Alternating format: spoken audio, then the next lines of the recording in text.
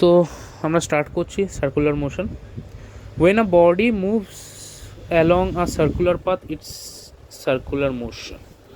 তো এই জিনিসটা আবার ঠিকও আবার এক প্রকারে ভুলও, নাকি সার্কুলার মোশন।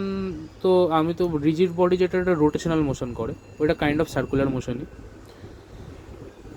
মানে সরি ওইটা সার্কুলার মোশন বলা যায় না। সার্কুলার মানেই যে সার্কুলার পার্টতে রোটেট করলে ওইটা সার্কুলার মোশন হবে, ওইটা কোনো মানে নেই। সার্কুলার মোশন পয়েন্ট মাসের জন্য বলা হয়, ঠিক আছে? মানে এই পুরো পেনটাকে আমরা ছোট্ট পয়েন্ট মাসে যখন করে নেবো এটাকে গোল গোল ঘুরে, ওটা সার্কুলার মোশন। সার্কুলার মোশনে কখনো রিজিড বডি রোটেট করতে দেখবে না, ওটা রোটেশনাল মোশন হয়ে যায়। জাস্ট পয়েন্ট মাসের জন্য ভাবে পুরো পেনটাকে আমরা এইটুকুনি করে দিলাম, এইটুকুনি পয়েন্ট মাসের জন্য আমরা সার্কুলার মোশন বার করবো। তো যাই হোক,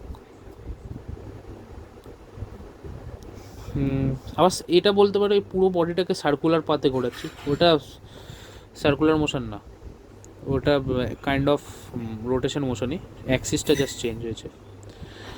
তো যাই হোক, ইউনিফর্ম সার্কুল দুটো সার্কুলার মোশন, একটা ইউনিফর্ম নন ইউনিফর্ম। ডিফারেন্স কি, ইউনিফর্মের speed remains constant, velocity continuously changes. Velocity continuously changes কেন আমি বলছি, এই পেনের ক্যাপ দিয়ে ভালো না খোলে না নাকি, যাই হোক, এখানে অ্যাক্সিলারেশনও কন্টিনিউয়াসলি চেঞ্জেস। আমি এবার বোঝাচ্ছি স্পিড কনস্ট্যান্ট কেন। স্পিড যদি বাড়তো না তাহলে এই রোপটা আস্তে আস্তে বড় হতেই থাকতো, এটা এরকম করে বড় হতে হতে আমাদের পেজের বাইরে চলে যেত। স্পিডটাই কনস্ট্যান্ট রাখা হয়েছে, মানে এইটুকুনি রেডিয়াসের অ্যারাউন্ডই গোল গোল ঘুরবে, আর এর অ্যালাউঙ্গে এরম গোল গোল গোল ঘুরবে। এটা এরম না যে গোল গোল ঘুরতে ঘুরতে বড় হতে থাকবে, ঠিক আছে? এবার ডাইরেকশন কেন আমি বলছি, ভাবো একটা পয়েন্টে ভেলোসিটিটাই, পেনের টিপটা খেয়াল করবে, টিপটা অ্যালং এটা কী হবে, নর্থ সাউথ, সানরাইজেস ইন ইস্ট, ইস্টের দিকে জাপান থাকে, তো এটা ইস্ট আর এটা ওয়েস্ট। তো এটা ওয়েস্টের দিকে আছে, ভুল বললে একটুখানি দেখে নেবে।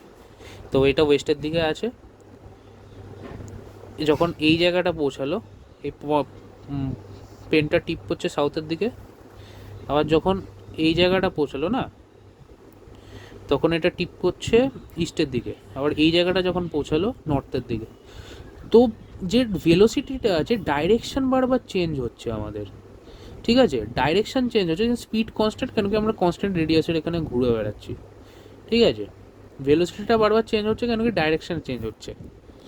এটা এরকম ভেবে নাও তুমি বাড়ির 5 মিটারের রেডিয়াসে ঘুরতে পারবে, কিন্তু তুমি ডাইরেকশান এবার তুমি সোজা যাও, পেছনে যাও, সাইডে যাও, তোমার ডিসিশন, মানে গোল গোল ঘুরছো। এটা একটা জিনিস, ডাইরেকশান চেঞ্জ হচ্ছে তাই ভেলোসিটি চেঞ্জ হচ্ছে।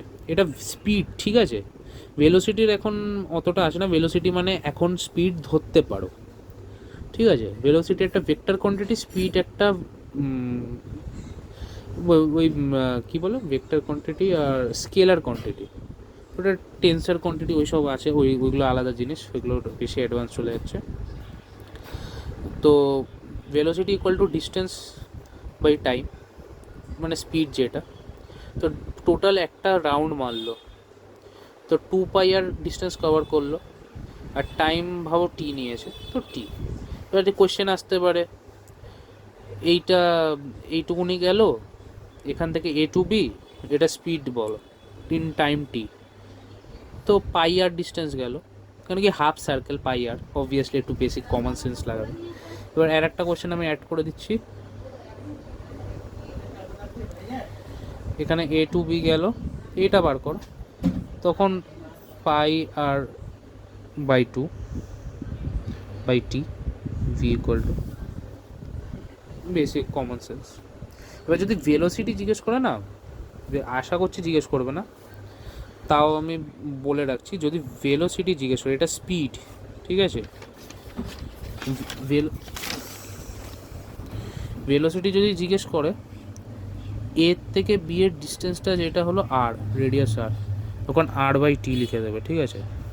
যদি এ থেকে বি ডিস্টেন্স করলে ভেলোসিটি তখন লিখে দেবে আর আর 2r বাই টি। এখান থেকে এই ভাবো, এখানে এ পয়েন্ট, এখানে বি পয়েন্ট, এখানে সি পয়েন্ট, এখানে ডি পয়েন্ট। একটা ভালো কোয়েশ্চেন আসতে পারে, এই কোয়েশ্চেনগুলো আমি ডিসকাস করছি কারণ আছে। এই কোয়েশ্চেনগুলো ভেলোসিটি যারা কনসেপ্টটা জানবে না, পরীক্ষায় 5 নম্বর থেকে 10 নম্বর এরম আসে আউট অফ সিলেবাস, যেগুলো 11-এর কনসেপ্ট থাকে ওইগুলো স্টুডেন্টের কনসেপচুয়াল ক্ল্যারিটি। আমি 95ই পেয়েছিলাম, কারণ কি তখন আমার কনসেপচুয়াল ক্ল্যারিটি ছিল না, মানে অ্যাডভান্স লেভেল ছিল বাট অ্যাডভান্স লেভেলে ছিল না, মানে আমাদের ক্লাসের থেকে ওপরে। তো ভেলোসিটি যদি আমাদের বলে, জিজ্ঞেস করে এ টু ডি, তখন ডিসপ্লেসমেন্টটা আমরা বার করবো, মানে এখান থেকে এর থেকে এটার ডিস্টেন্সটা, এইটা আর আর এটাও ডিস্টেন্স আর, পাইথাগোরাস লাগিয়ে দেবো। পাইথাগোরাস লাগিয়ে এডির ডিস্টেন্স এটা হবে, তখন এটা হবে এডি বাই টাইম টি।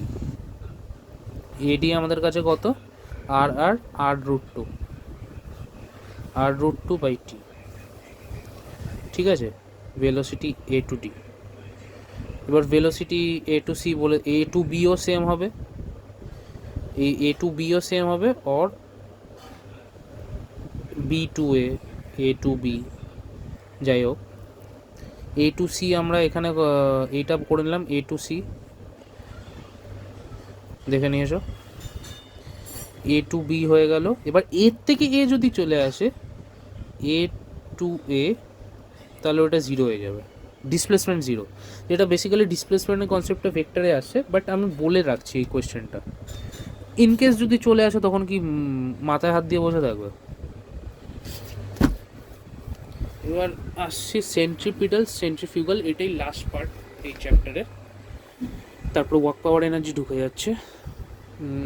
তো এখানে সেন্ট্রিপিটালের ডেফিনেশনগুলো দেখে নিতে পারো, বেসিক একটা আমি একটা আইডিয়া দিয়ে দিচ্ছি। সেন্ট্রিপিটাল ফোর্স হয় force acting on a body moving in a circular path directed towards the circle. আমি এইটা একটুখানি ভালোভাবে বোঝাতে পারি, আমার কাছে যদি একটা রোপ থাকে, যাই হোক আমি বোঝাচ্ছি এক সেকেন্ড।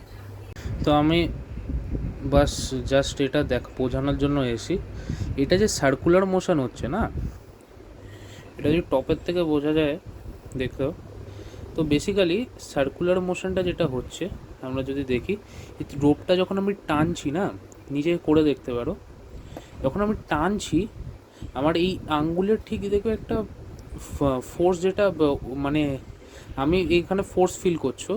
সিমিলারলি তুমি যদি এই জায়গাটা নিজেকে দেখো, এই এই এই জায়গাটা, এইটাকে ভাবো পয়েন্ট মাস, মানে ছোট্ট একটা বস্তু, ছোট্ট একটা ওইটা, এই এটা অ্যাকচুয়ালি ভালো হয়েছে, এইটাতে একটা জিনিস বোঝাবো যেটা বেরিয়ে গেল ঘুরতে ঘুরতে। এই পয়েন্টটা নিজের দিকে একটা সেন্টারের দিকে, সেন্টার কী ছিল আমার ফিঙ্গারটা যেখানে ঘুরছিল, তো এই সেন্টারের দিকে একটা ফোর্স ফিল করবে এই পয়েন্টটা, মানে এই পার্টিকেলটা, ওই ফোর্সটাই centripetal force, force acting on the body moving in the circular path directed towards the centre. Okay, তো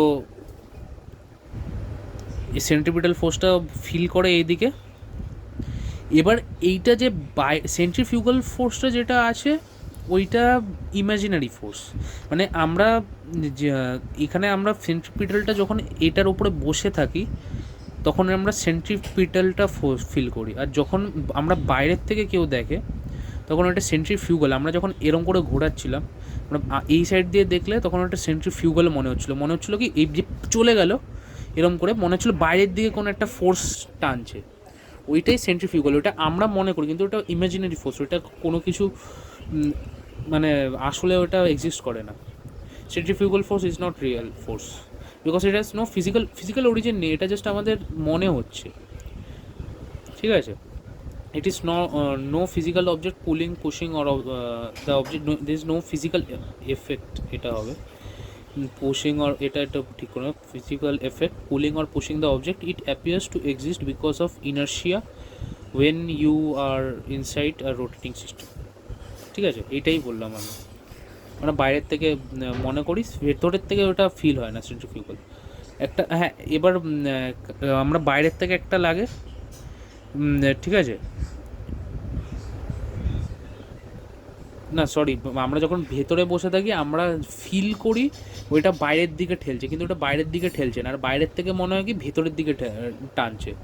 ঠিক আছে, এটা একটুখানি চেঞ্জ করে নিও, আমার বলাতে ভুল হয়েছে। আর always direct to the centre of the part, এটা real force, pseudo or imaginary force, observed in a inertial frame, এটা নন ইনার্শিয়াল ফ্রেম। তো যাই হোক, passengers leaning towards cars taking sharp turn, এটা এক্সাম্পল গ্র্যাভিটেশনাল ফোর্স, এটা বোঝালাম। ওইটা একটুখানি চেঞ্জ করে নেব, যেটা বললাম। যাই হোক, এই কোয়েশ্চেনগুলো আসে। এবার কোয়েশ্চেন প্র্যাকটিস।